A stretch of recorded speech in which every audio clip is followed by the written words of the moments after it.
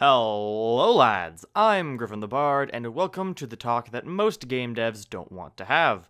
Let's talk about balancing.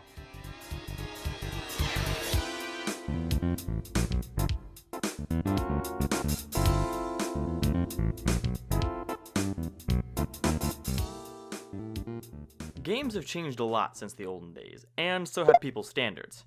Because of these raised standards, many games now come with these post-release updates. After any game is released on something like Steam, the eShop, or the PSN, it's expected of those companies to keep changing the game to satisfy the demands of the consumers. As someone who plays many of these kinds of games, things like this mean a lot to me.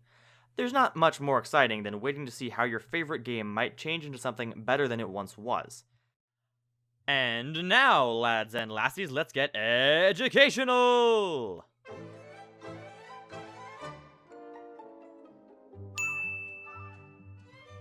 Here's an overview for those who don't know.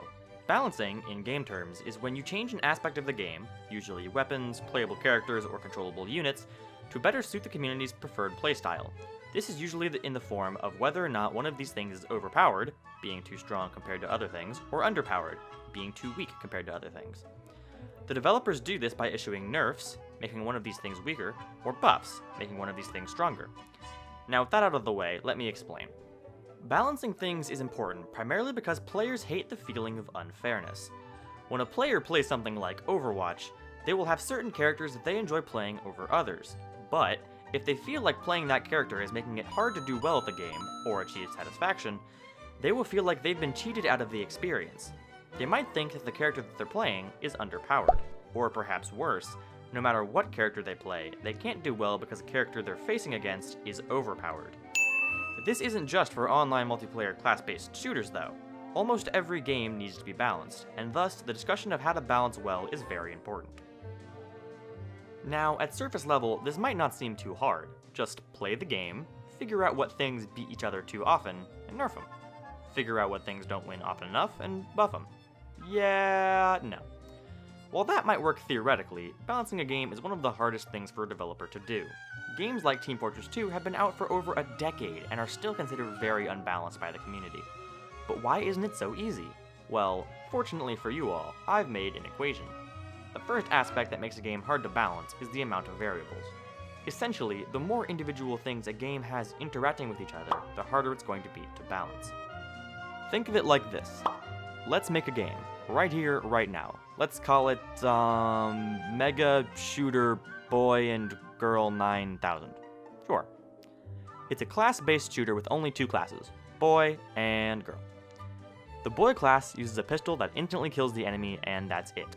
The girl uses a different pistol that kills the enemy in 2 shots, but also knocks the enemy back. That's the only difference between the two classes at all. Thus, those are the only variables that can be changed to make them balanced or not. Very little fiddling to do. We'll come back to this example, but let's move on to the next step. Complexity and goals. Let's say in Mega Shooter Boy and Girl 9000, the goal is to simply kill people with the gun. It's a 1v1 tournament shooter where the map is a completely blank white field. Again, this is incredibly easy to balance because there's very little to consider. But let's look at a game like Overwatch again. Don't worry, I promise I have other examples, this one's just the easiest. Firstly, the goal is very rarely just to kill people. You have to capture different points, attack and defend, or push a payload. Now you have to consider how different classes affect the goal rather than just killing. And it's a 6v6, so now you have to consider how a character works when interacting with teammates or when fighting different pairings of enemies. Like, sure, Widowmaker can easily kill this Pharah, but it's a lot harder when they have a Winston to counter the Widowmaker. And the maps have different death pits, elevation, cover, health pickups, billing, so on. Suddenly you see, there's many more things that affect the characters than just the characters.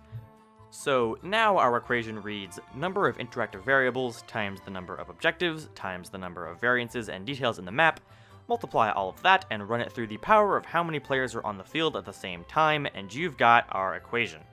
Now this one's interesting. Different games and game genres all have to deal with balancing differently because of the equation. For example, class-based shooters like Overwatch, Rainbow Six Siege, and Team Fortress 2 are hard because they all have classes with different skills and objectives. Games like Call of Duty and Battlefield 1 are hard because they have very large match sizes and a large variety of maps. And then, straying from the FPS genre, real-time strategy games like Age of Empires 3 are incredibly hard because you have an insane amount of player-controllable teams and units. Then, what about cooperative or single-player games? They still apply too, like Killing Floor 2. If the weapons you and your team use are too strong, the game feels like a pushover and not worth playing. But if they're too weak, then the challenge feels insurmountable and the players lose hope. The same thing applies for when you're flying solo, like in games like Cuphead, where overcoming challenges with the balanced tools the game gives you is the focal point of the game. Basically, no genre can be free of the challenge of balancing, but what is a dev to do? The fact of the matter is, a balanced game really can't exist. Since there's often so much variance in skill, one thing a player might find to be worthless or unusable, another player might find a way to make it game-breakingly strong. But our goal is to get as close as possible, so here's what I've got.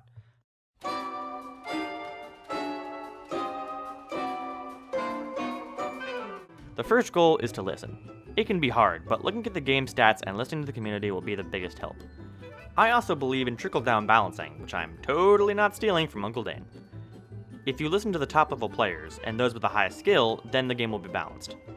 If the lower-skilled players have issues with it, it's a challenge for them to overcome, not an issue with the game itself. The next thing is to not separate the communities of high and low levels. Have a casual and competitive community be similar in nature, so that there's no disparity with how weapons or classes work. And finally, be educational. Make sure to show new players how to appropriately use the tools that the game gives them, so that new players understand what is and what isn't supposed to be used that way. All of this and some smart devs will make the game as balanced as possible. So, it's pretty obvious that developers have a lot weighing on their heads. They have to consider all of the variables, all of the community, and all of the game to make very minute changes.